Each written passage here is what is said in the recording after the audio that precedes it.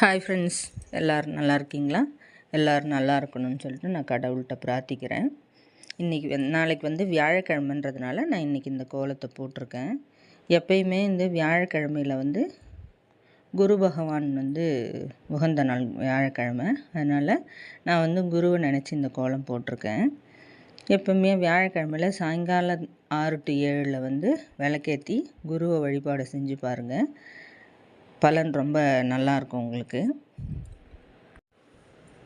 இப்போவுமே காலையில் எழுந்தது நான் வந்து கடவுளை நினச்சி ஒரு நிமிஷம் இன்றைய பொழுது நல்ல பொழுதாக அமையணும்னு சொல்லிட்டு வேண்டிப்பேன்.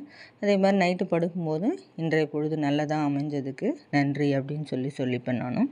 நீங்கள் இதை ஃபாலோ பண்ணி பாருங்கள்.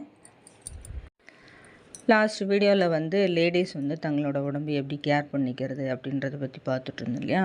அதில் வந்து ஒரு பார்ட் வந்து எப்படி வந்து வெயிட் லாஸ் பண்ணுறது அப்படின்றத பற்றி பார்த்துட்ருக்கோம். அதில் வந்து இன்றைக்கி நான் சொல்ல போகிறது வந்து ஒரு சிறுதானியத்தை பற்றி தான் சொல்ல போகிறேன். சாமை வந்து சிறுதானியத்தில் ஒரு வகையானது. அதை நீங்கள் வந்து தேவையான அளவுக்கு எடுத்து நல்லா கழுவிட்டு ஊற வச்சுக்கோங்க.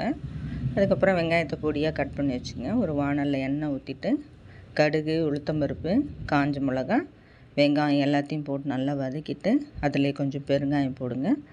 நல்லா தண்ணி வந்து 1க்கு 2 வச்சுருங்க. வெங்காயம் வதங்கினதுக்கப்புறமா தண்ணி ஊற்றுங்க. 1க்கு 2 தண்ணி நல்லா கொதித்ததும் உப்பு அதிலே போட்டுருங்க. அதுக்கப்புறம் இந்த சாமையை எடுத்து அதில் போட்டு நல்லா வேகட்டோன்னு சிம்மில் வச்சு வேக வச்சிங்கன்னா ரொம்ப நல்லாயிருக்கும்.